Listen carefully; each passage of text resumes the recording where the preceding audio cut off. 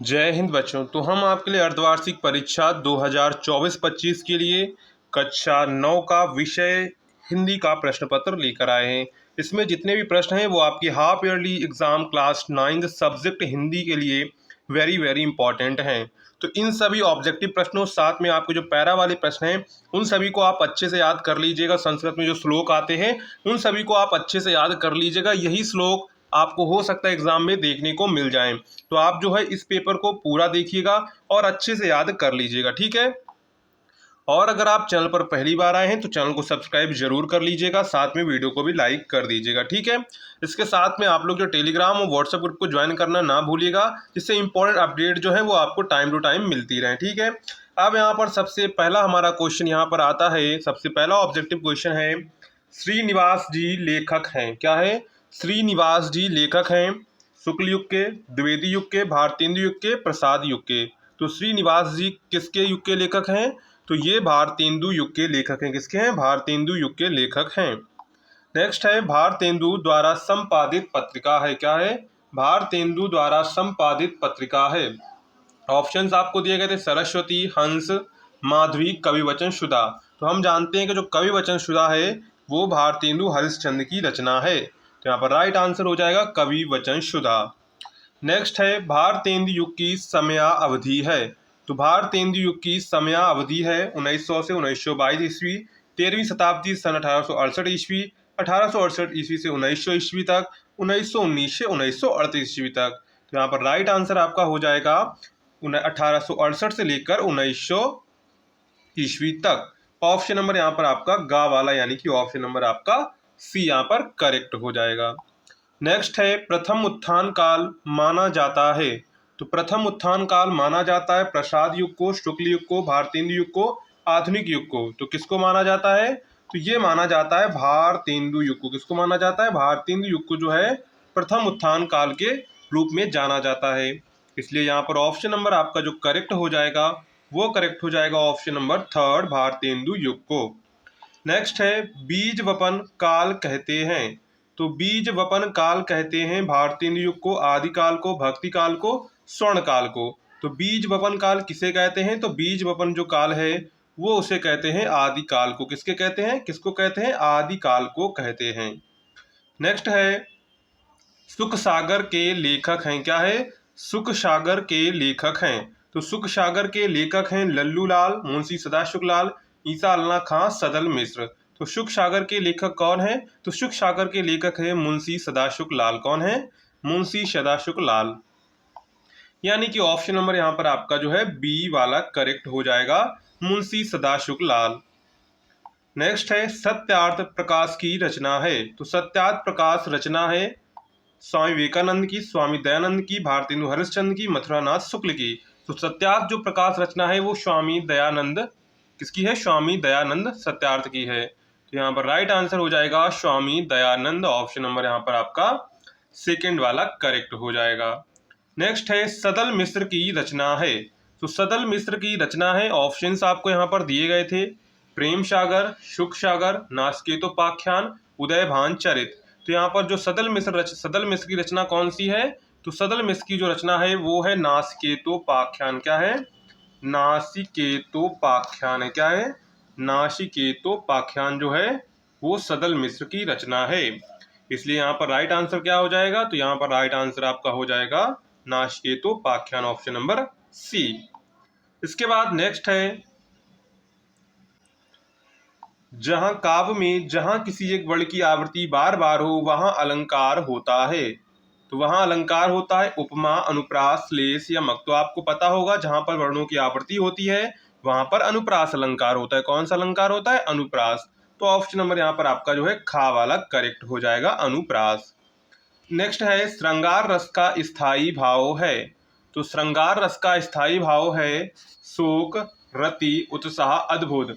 तो श्रृंगार रस का स्थायी भाव क्या है? तो श्रृंगार रस का जो स्थायी भाव है वो है रति। क्या है? रति। ऑप्शन नंबर खा यहाँ पर आपका करेक्ट हो जाएगा। नेक्स्ट है, प्रत्येक चरण के अंत में दो गुरु वर्ण होते हैं। तो यहाँ पर प्रत्येक चरण के अंत में दो गुरु वर्ण होते हैं, सोरठा में, चौपाई में, दोहा में, कुंडलिया में।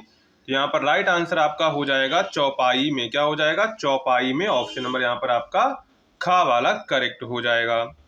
नेक्स्ट है शुद्ध शब्द है। क्या है? शुद्ध शब्द आपको यहाँ पर छांटना है। ठीक है, यहाँ पर आपको आशीर्वाद, आशीर्वाद और आशीर्वाद और आशीर्वाद यहाँ पर आपको दिया गया है। ठीक है, तो यहाँ पर राइट आंसर क्या हो जाएगा?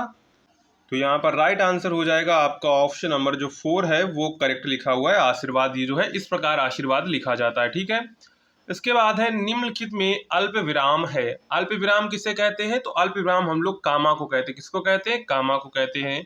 तो यहाँ पर देख लेंगे, आपको पहला, दूसरा, तीसरा, चौथे ऑप्शन, 4 ऑप्शन आपको दिए गए हैं। तो यहाँ पर जो कामा वाला सिंबल है वो है ऑप्शन नंबर आपका खा वाला। इसे कहते हैं सेमी कॉलन। क्या कहते हैं? सेमी कॉलन कहते हैं।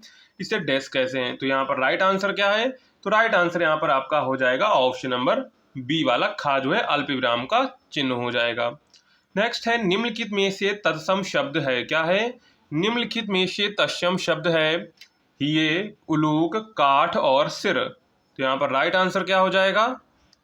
तो राइट आंसर यहाँ पर हो जाएगा आपका उलूक। क्या हो जाएगा? उलूक जो है ये एक तत्सम शब्द है। इसका तद्भव जो होता है वो होता है उल्लू। ठीक है, इसके बाद नेक्स्ट है किसी शब्द का उल्टा अर्थ रखने वाले शब्द कहलाते हैं। तो किसी शब्द का उल्टा अर्थ रखने वाले शब्द कहलाते हैं तत्सम, तद्भव, विरुद्धार्थी और यानी कि विरोधार्थी और पर्यायवाची। तो इसके आपसे हमारा राइट आंसर हो जाएगा थर्ड वाला ऑप्शन। क्या करेक्ट हो जाएगा? ऑप्शन नंबर यहाँ पर आपका थर्ड वाला करेक्ट हो जाएगा। नेक्स्ट है हवा का पर्यायवाची नहीं है। तो हवा का पर्यायवाची नहीं है अनल, अनिल, वात, पवन। तो यहाँ पर देखो, पवन भी आपका हवा का पर्यायवाची, वात का मतलब भी हवा होता है, अनिल का भी मतलब हवा होता है, जबकि अनल का मतलब होता है आग। क्या होता है? अनल का मतलब होता है आग। ठीक है, तो यहाँ पर राइट आंसर क्या हो जाएगा? तो यहाँ पर राइट आंसर हो जाएगा ऑप्शन नंबर आपका यहाँ पे का वाला करेक्ट हो जाएगा अनिल। क्या हो जाएगा? अनल। ठीक है, इसके बाद देखते हैं नेक्स्ट क्वेश्चन क्या कह रहे हैं। राजा का समास विग्रह है। क्या है? राजपुत्र का समास विग्रह है।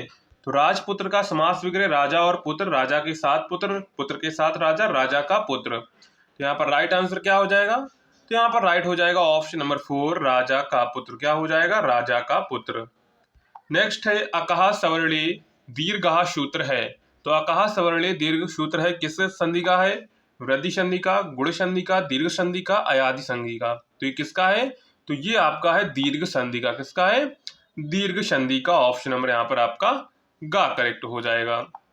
नेक्स्ट है राम शब्द षष्ठी विभक्ति बहुवचन में रूप होगा। तो राम शब्द षष्ठी विभक्ति बहुवचन में रूप क्या होगा? रामाणाम। क्या होगा? रामाणाम होगा। या फिर रामा नाम आपको दिखता है तब भी करेक्ट है, या फिर रामाणाम। तो ऑप्शन नंबर यहाँ पर आपका खा वाला करेक्ट हो जाएगा। ठीक है, इसके बाद हमारा लास्ट बचता है 20 क्वेश्चन ऑब्जेक्टिव। गम धातु विदरिंग लकार मध्यम पुरुष बहुवचन का रूप होगा। ऑप्शंस आपको यहाँ पर दिए गए थे गच्छेसु, गच्छेत, गच्छेतम, गच्छे। तो गम धातु विदरिंग लकार मध्यम पुरुष बहुवचन का रूप क्या होगा? गच्छेतम होगा। क्या होगा? गच्छेतम होगा। तो राइट आंसर ऑप्शन नंबर यहाँ पर आपका थर्ड वाला करेक्ट हो जाएगा, गच्छेतम। इसके बाद आता है क्वेश्चन नंबर 21। तो क्वेश्चन नंबर 21 में क्या कहा गया है? निम्नलिखित गद्यांश को पढ़कर नीचे दिए गए प्रश्नों के उत्तर दीजिए। यानी कि आपको गद्यांश दिया जाएगा, पूरा गद्यांश आपको पढ़ना है। इसके बाद जो है आपको प्रश्न के उत्तर देने हैं। जैसे यहाँ पर ये आपको पूरा गद्यांश दिया गया है, इस पूरे गद्यांश को आपको पढ़ना है, पढ़ने के बाद उत्तर देना है। तो यहाँ पर सबसे पहला प्रश्न है उपर्युक्त गद्यांश के पाठ और लेखक का नाम लिखिए। सबसे इंपॉर्टेंट क्वेश्चन यही होता है कि गद्यांश की पाठ और लेखक का नाम आपको पता होना चाहिए। अगर ये नहीं पता है तो फिर आपको जो है इस पैरा में आपको करने में दिक्कत आएगी। देखो, इसमें तो नंबर आपको मिल जाते हैं, तो इसी से आपको छांट छांट के लिख देना हो। तो वैध किस बात की बात करते हैं? तो यहाँ पर पिता पित्त के सहवर्ती की बात करते हैं, तो इससे तो आप छांट कर लिख सकते हैं। लेकिन ये तो आपको याद करना पड़ेगा कि ये किस पैसेज से लिया गया है, किस चैप्टर से लिया गया है। तो इसके पाठ का नाम क्या है? तो इसके पाठ का नाम है बात। क्या है? बात है। और जो इसके लेखक हैं वो हैं प्रताप नारायण मिश्र। कौन है? प्रताप नारायण मिश्र। कौन है? प्रताप नारायण मिश्र है। ठीक है, रेखांकन की व्याख्या आप कर लेंगे। वैध किस बात की बात करते हैं? सहवर्ती बात की व्याख्या करते हैं। तो इस तरह आपको भूगोलवेत्ता किसी देश के जलवाद का वर्णन करते हैं। ठीक है, इस तरह आपको लिख देना है आंसर। इसके बाद अगर आपको ऊपर वाले का पैरा नहीं पता है तो आप नीचे वाला कर सकते हैं।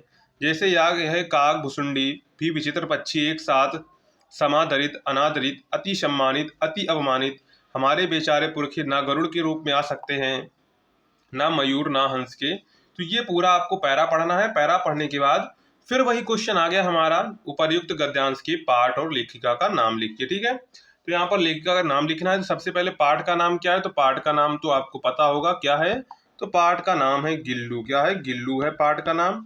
और इसकी लेखिका जो है वो कौन है, वो है महादेवी वर्मा। कौन है, महादेवी वर्मा है। कौन है, महादेवी वर्मा। ठीक है, ये हो जाएगा। रेखांकित अंश की व्याख्या आप कर लेंगे। कौवा हमारे समाज में किस प्रकार समादरित है, तो ये आपको बताना है। इसके बाद आता है क्वेश्चन नंबर 22।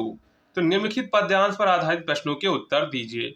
अब यानी कि आपके काव्य खंड से आपको एक पद्यांश दिया जाए। क्या होगा, आपके काव्य खंड से एक आपको पद्यांश दिया जाएगा। रईमन ओछे नरन ते तजो बैर अरुप्रीत, काटे चाटे स्वान के दुह भांति विपरीत। ठीक है, ये आपको दिया गया। सबसे पहले आपसे पूछा गया दोहे के पाठ और कवि का नाम लिख दीजिए। सबसे इंपॉर्टेंट है यही क्वेश्चन।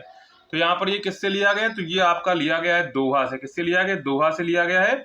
और जिसके लेखक हैं रहीम दास, जिसके कवि कौन है, जिसके कवि हैं रहीम दास। ठीक है, तो आप ऐसे लिख देंगे, प्रस्तुत पंक्तियां हमारे काव्यखंड के दोहे नामक उससे ली गई हैं और इसके जो कवि हैं वो है रहीम दास। ठीक है, इसके बाद अथवा में अगर आपको ऊपर वाला नहीं आता है तो आप नीचे वाला कर सकते हैं। तो यहाँ पर चौंक उठी अपने विचार से, कुछ दूर आगत ध्वनि सुनती, इस निस्तब्ध निशा में कोई चली आ रही कहती, अरे बता दो मुझे दया कर कहाँ प्रवासी है मेरा, उसी बावले से मिलने को डाल रही हूँ मैं फेरा। तो ये आपको यहाँ पर पूरा पद्यांश दिया गया है। पूरा पद्यांश आपको पता होना चाहिए किससे लिया गया। सबसे इंपॉर्टेंट प्रश्न आ गया यहाँ पर, प्रस्तुत पद्यांश के पाठ का नाम एवं कवि का नाम लिखिए। तो इसके तो जो शीर्षक है वो है कामायनी से। किससे लिया गया, कामायनी शीर्षक से लिया गया है। ठीक है, और इसके जो कवि हैं वो है जयशंकर प्रसाद। कौन है, जयशंकर प्रसाद। ठीक है, इसके बाद यहाँ पर आने वाली स्त्री अपने किस प्रवासी को खोज रही है, रेखांकित अंश की व्याख्या कीजिए। 2-2 नंबर में आपको करने हैं। इसके बाद आता है 23वां प्रश्न। तो 23वें प्रश्न में आपसे कहा गया है निम्नलिखित संस्कृत गद्यांश का संदर्भ सहित हिंदी में अनुवाद करना है। आपको देखिए 2 गद्यांश दिए जाएंगे। आपकी जो संस्कृत में गद्यांश के पाठ है उनसे आपको जो है 2 गद्यांश के पैरा दिया जाएगा, उनमें से आपको कोई एक यहाँ पर करना है। ठीक है, तो ये पैरा इंपॉर्टेंट है तो इनको आप याद कर लीजिएगा। इसी प्रकार इसी के खा पार्ट में आपको जो है निम्नलिखित संस्कृत श्लोक का संदर्भ सहित हिंदी में अनुवाद करना है। तो यहाँ पर आपको 2 श्लोक दिए जाएंगे। दोनों श्लोकों को आपको क्या करना है, दोनों में से कोई एक श्लोक का संदर्भ सहित हिंदी में आपको अनुवाद करना है। ठीक है, इसके बाद आता है प्रश्न नंबर 24। तो प्रश्न संख्या 24 में क्या कहा गया है, दीपदान एकांकी का प्रमुख उद्देश्य क्या है लिखिए, अथवा नए मेहमान एकांकी के प्रमुख पात्र विश्वनाथ का चित्रण कीजिए। तो यहाँ पर अथवा करके आपको दिया गया है, तो दोनों में से आपको कोई एक करना है। इसके मिलेंगे आपको 5 नंबर। कितने मिलेंगे, 5 नंबर। इसके बाद आता है 25 का क्वेश्चन। निम्नलिखित लेखकों में से किसी एक लेखक का जीवन परिचय देते हुए उनकी 2 रचनाओं के नाम लिखिए। तो यहाँ पर सबसे पहले है महादेवी वर्मा, प्रताप नारायण मिश्र और प्रेमचंद। तो ये तीनों अगर आप याद कर लेते हैं तो आपका पेपर जो अर्धवार्षिक में यही इसमें से कोई एक आ जाएगा। ठीक है, इसके बाद है निम्नलिखित कवियों में से किसी एक कवि का जीवन परिचय देते हुए उनकी 2 रचनाओं का उल्लेख कीजिए। जैसे यहाँ पर है भारतेंदु हरिश्चंद्र, मैथिली षडगोप, कबीरदास। तो ये 3 दिए गए। अगर आप इन तीनों को याद कर लेते तो अर्धवार्षिक में आप जो है कवि का जीवन परिचय आसानी से लिख पाएंगे। इसमें से एक 100% आपके एग्जाम में देखने को मिलेगा, गारंटी के साथ। आप कॉपी में नोट कर लीजिए और जब आपका पेपर आए तो आपको इनमें से एक जरूर देखने को मिलेगा। नेक्स्ट है, अपनी पाठ्य पुस्तक से याद किया हुआ एक श्लोक लिखिए जो इस प्रश्न पत्र में ना आया हो। क्या है, एक आपको श्लोक लिखना है जो इस प्रश्न पत्र में ना आया हो। तो श्लोक इज इंपॉर्टेंट, श्लोक आपसे 2 नंबर में पूछा जाता है, तो श्लोक आपको याद कर लेना है। इसके बाद है निम्नलिखित प्रश्नों में से किन्हीं 2 प्रश्नों के उत्तर संस्कृत में आपको देने। जैसे पहला, आचारान किम लाभते, ईश्वरा कीदृशा अस्ति, नारायणपुरे का निवसति। तो यहाँ पर आपको 3 दिए गए, 3 में से आपको कोई 2 प्रश्नों के उत्तर संस्कृत में देने हैं। तो इन प्रश्नों को आपको अच्छे से याद कर लेना है। इसके बाद आता है क्वेश्चन नंबर 28।